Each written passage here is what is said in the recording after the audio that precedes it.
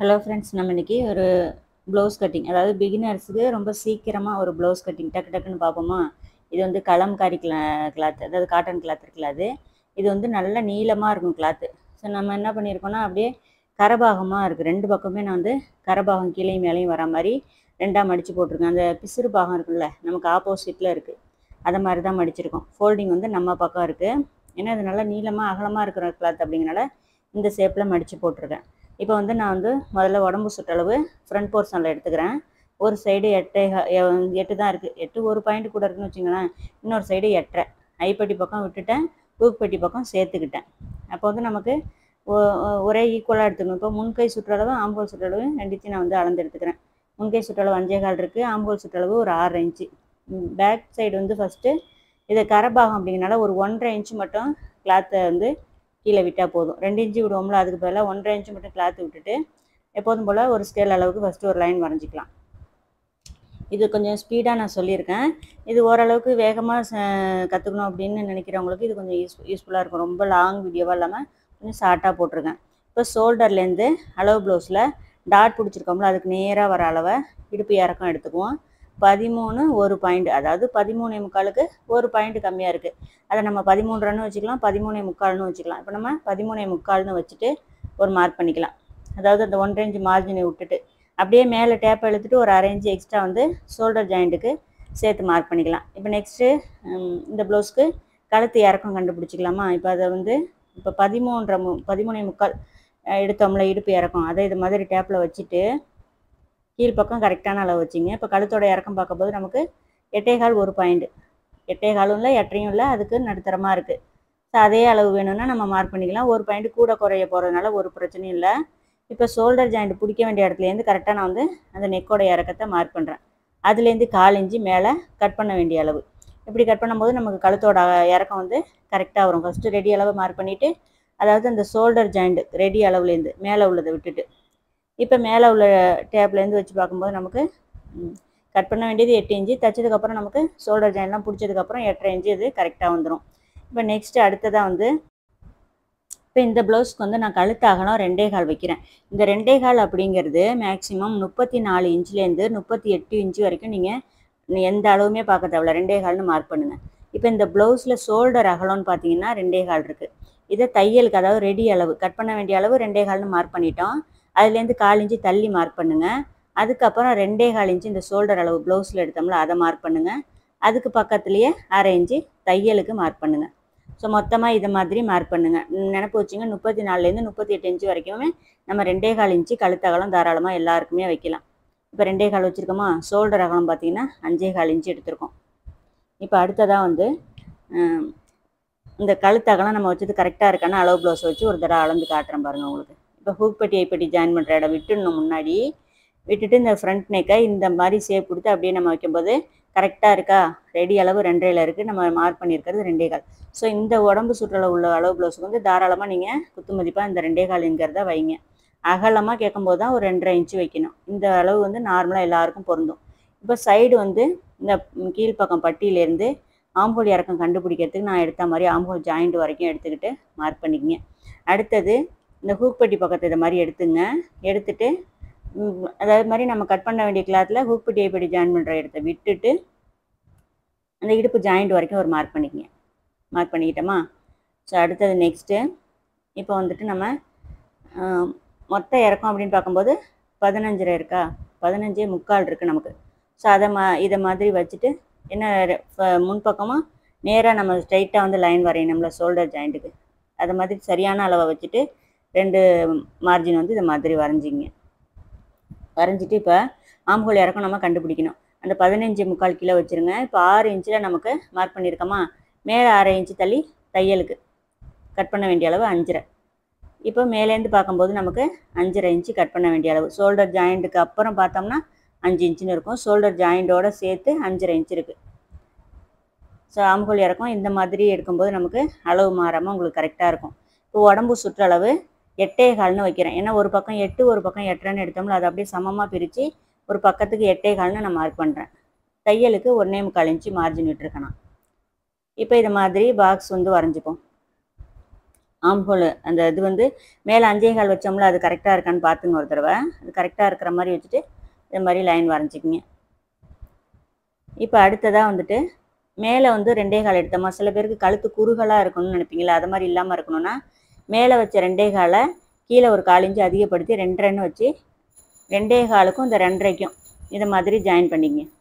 இப்போ ஜாயின் பண்ணிவிட்டு இந்த ரவுண்ட் ஷேப் அப்படியே கொடுங்க. இந்த மாதிரி ரவுண்ட் ஷேப் கொடுத்து நம்ம தைக்கும்போது கழுத்து ஷேப் வந்து நல்லா உங்களுக்கு ரவுண்டாக கிடைக்கும்.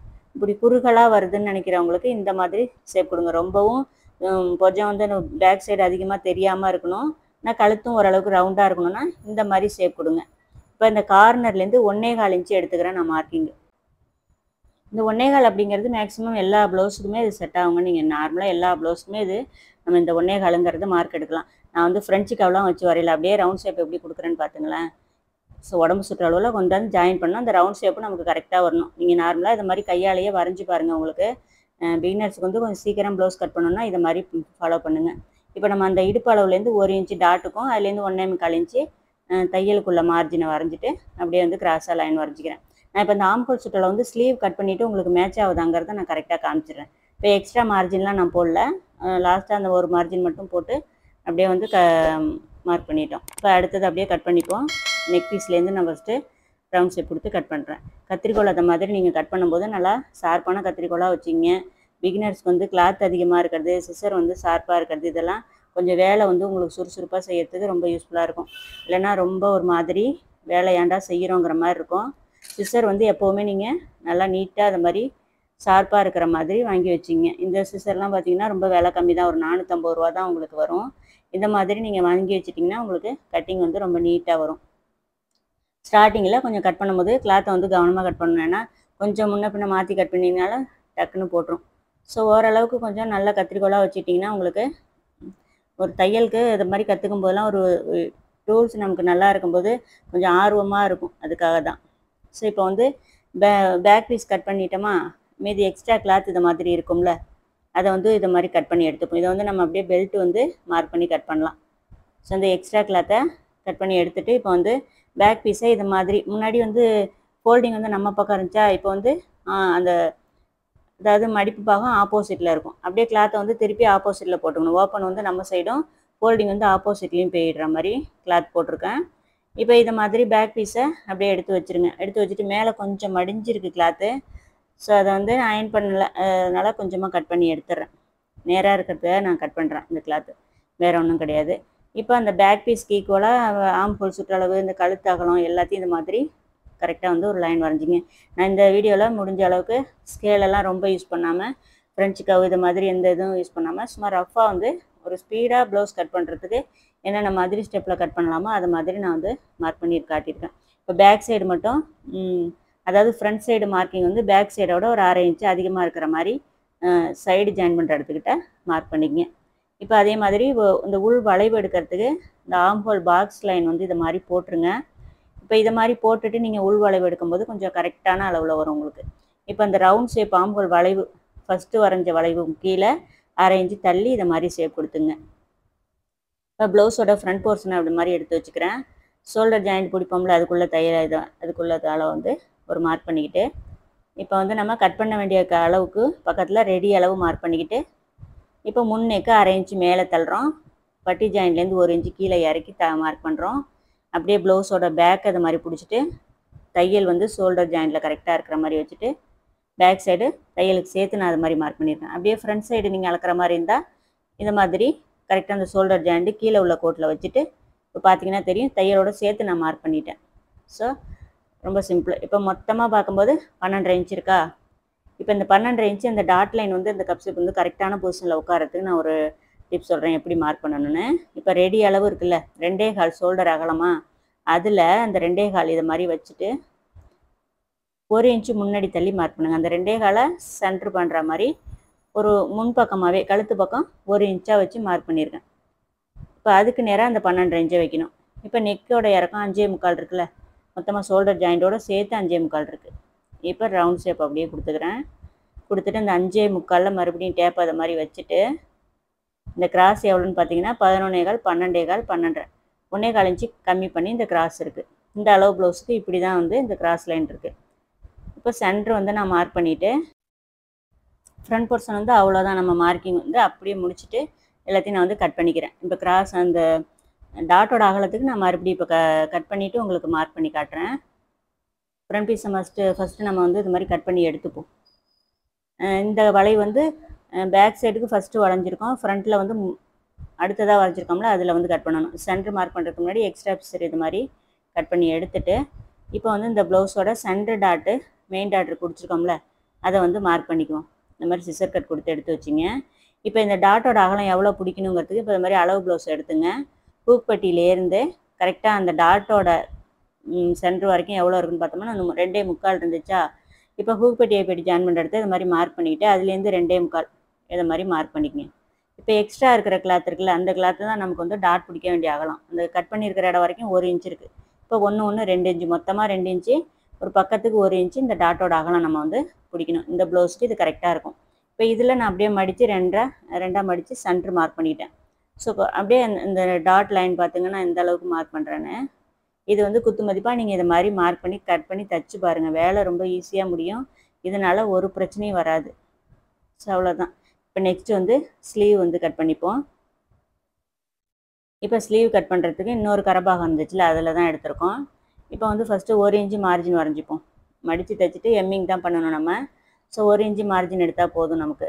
இப்போ லைனிங் ப்ளவுஸ்னு அரேஞ்ச் எடுப்போம். இது மடித்து தைச்சி ஹெம்மிங் பண்ணணும்ல அதனால் 1 இன்ச்சு எடுத்துக்கலாம். இப்போ அப்படியே நம்ம ஸ்லீவை வச்சே வந்து ஸ்லீவ் ரவுண்ட் எல்லாமே நம்ம மார்க் பண்ணுவோம்.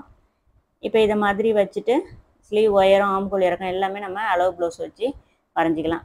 இப்போ ஸ்லீவ் உயரம் கரெக்டாக அந்த மார்ஜின்லேருந்து வச்சுட்டு ஸ்லீவ் ஜாயிண்ட்டு அதுக்கு மேலே அரைஞ்சி தள்ளி மார்க் பண்ணணும். அதே மாதிரி அடிக்கை இறக்கத்துக்கு ஸ்லீவ் ஜாயிண்ட்டு அதுலேருந்து மேலே தள்ளி அரைஞ்சி விட்டு மார்க் பண்ணிக்கணும்.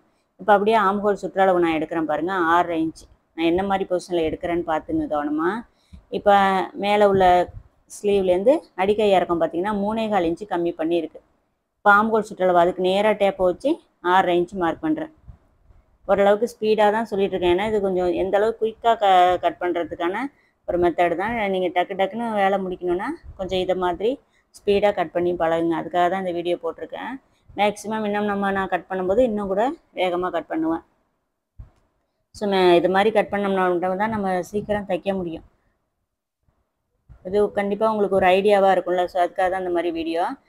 இப்போ நம்ம வந்து எந்தெந்த இடத்துல தையல் வர வேண்டிய இடம் இது மாதிரி சிசர் கட் கொடுத்துட்டு அடியில் உள்ள 2 கிளாத்தை விட்டுட்டு மேலே உள்ள ஒரு 2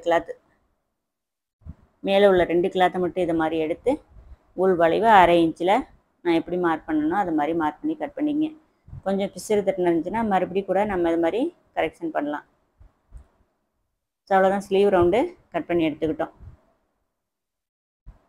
இப்போ அடுத்ததான் நான் ஸ்லீவ் ரவுண்டு வந்து ஆம்ஹோலில் வச்சு செக் பண்ணி காட்டுறேன் பாருங்கள். ஸ்லீவ் அதாவது ப்ளவுஸில் வந்து நல்லா அந்த ஆம்ஹோல் சுற்றளவு இதை மாதிரி இழுத்துட்டு ஸ்லீவ் ரவுண்டை இதை மாதிரி அப்படியே மேட்சிங் பண்ணி வச்சு காட்டுறேன் பாருங்கள். நமக்கு ஷோல்டர் பிடிச்சது போக ஸ்லீவ் ரவுண்டு தைக்கும்போது ரொம்ப கரெக்டாக மேட்ச் ஆகும். ஏன்னா ஸ்லீவ் ரவுண்டு இழுத்தாலும் உங்களுக்கு நீண்டு வராது.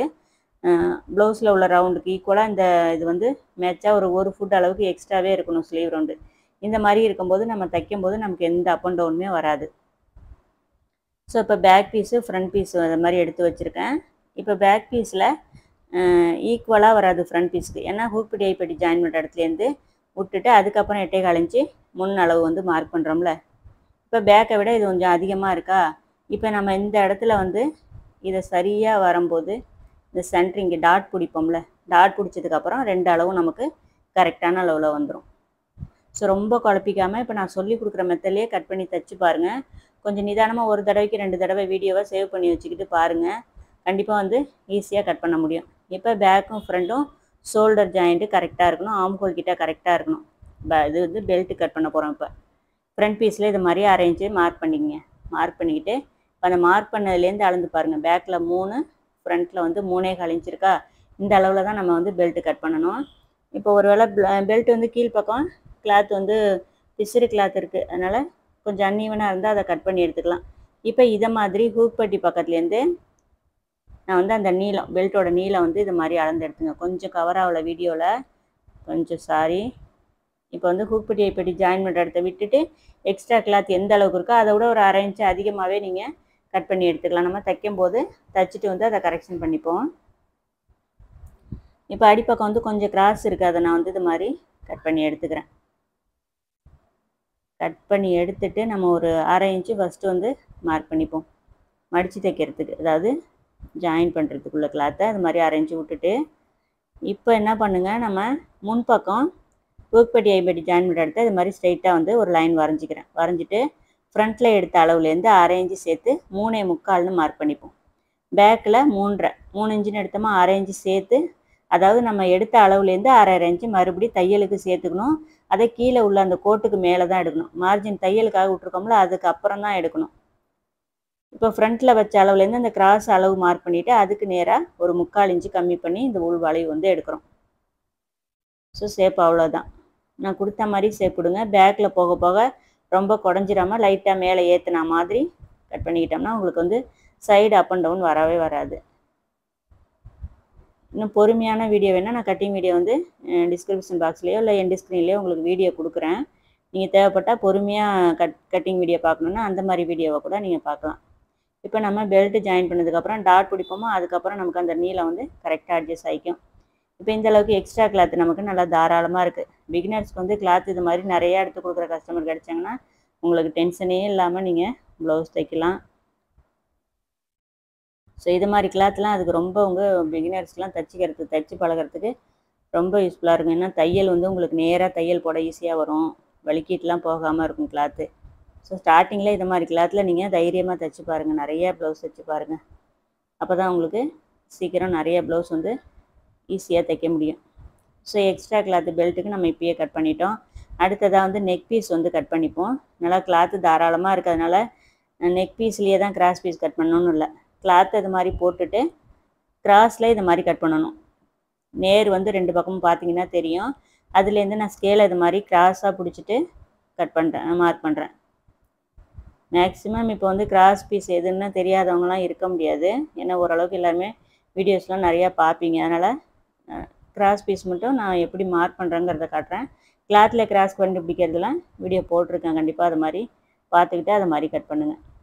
அதாவது இழுத்தா நீளாமல் இருந்தால் அது ஸ்ட்ரைட்டு, கிளாத் வந்து நீண்டுச்சுன்னா அது வந்து கிராஸ், அவ்வளோதான். அதில் வந்து நம்ம புரிஞ்சுக்கிற வேண்டியது, வேறு எதுவுமே இல்லை. இப்போ 1 இன்ச்சு கிராஸ் பீஸ் கட் பண்ணி வச்சுக்கிறோம்.